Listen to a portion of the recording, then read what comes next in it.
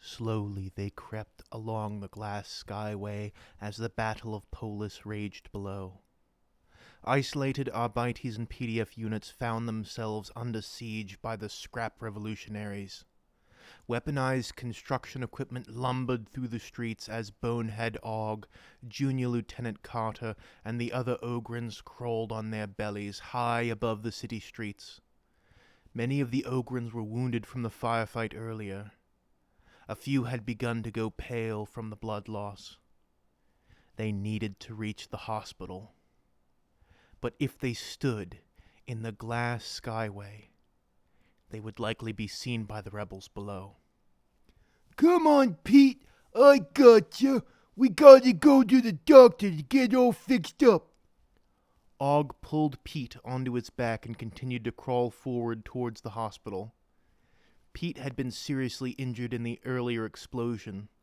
He was missing an eye, and his right arm and leg had been shredded. Pete only groaned in response. "Yeah, it's not always fun to see the doctor. Sometimes you gotta get shots, and the doctor has to use the really big Ogryn needle.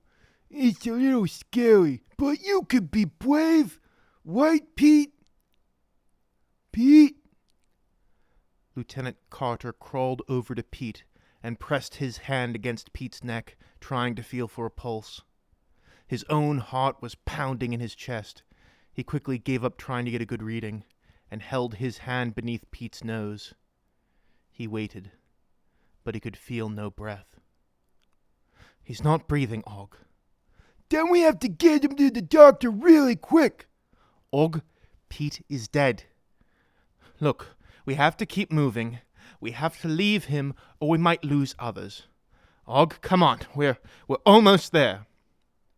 The Bonehead sighed as he let Pete's body slide off his back, leaving the large, limp form lying in the skyway.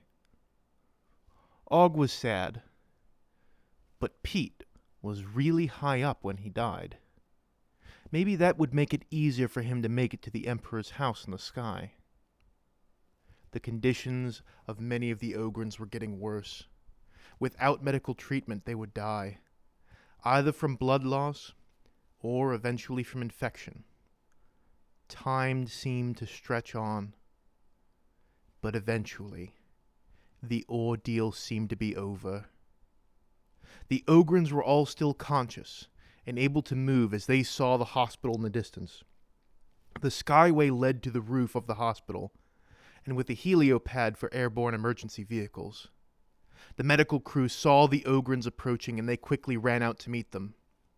Most of the Ogryns were able to get to their feet, and those who couldn't, Ogg helped heft them onto gurneys designed to hold Ogryns and Astartes. Lieutenant Carter seemed relieved. He seemed to think the nightmare was over. The rebels hadn't hit this place. The lieutenant was treated for minor cuts and bruises. As the doctors were cleaning and dressing his wounds, Lieutenant Carter noticed that a number of patients were wearing the robes of the scrap revolutionaries. The whole hospital was a mix of PDF, Arbites, and rebels. Carter dropped his voice to a whisper to avoid being overheard. "How can you treat those traitors? They deserve worse than death for what they've done." "We don't have a choice. We are not a military installation, and we're right in the middle of the fighting. The only thing that keeps the rebels out is the fact that we are treating them. If the PDF retreats any further, and we fall into rebel hands, every wounded Imperial soldier would be killed. Our only hope is to treat everyone who comes through our doors." "You're relying on the kindness and gratefulness of traitors." The doctor paused and said nothing for a moment. Then, the hospital had to make a choice when there were no good choices. We made one. Emperor, have mercy on our souls, we made one. And may he forgive us if we were wrong. Carter shook his head in disgust. He looked over to the wounded rebels lining the hospital beds. They seemed to look on him with the same disgust. It was a tense time, but there was little Carter could do. He had no weapons, and even if he did, the doctors, nurses, and aides were confiscating everything from those who wanted treatment. There was little to do except wait. The Ogryn's wounds were cleaned and patched up. The ones who had made it would survive. Ogg was less severely injured than some, and soon he was walking around. So what do we do now? We got to get guns so we can fight the bad men. I don't know, Ogg. We have 5 Ogryns who are in no condition to fight. We have no weapons, and we're right in the middle of the battle lines. An explosion outside shook the windows of the hospital. Carter sighed in frustration. I don't really know what to do except hope that the PDF and the Guard take back the hospital soon. Ogg nodded. He would have to be patient.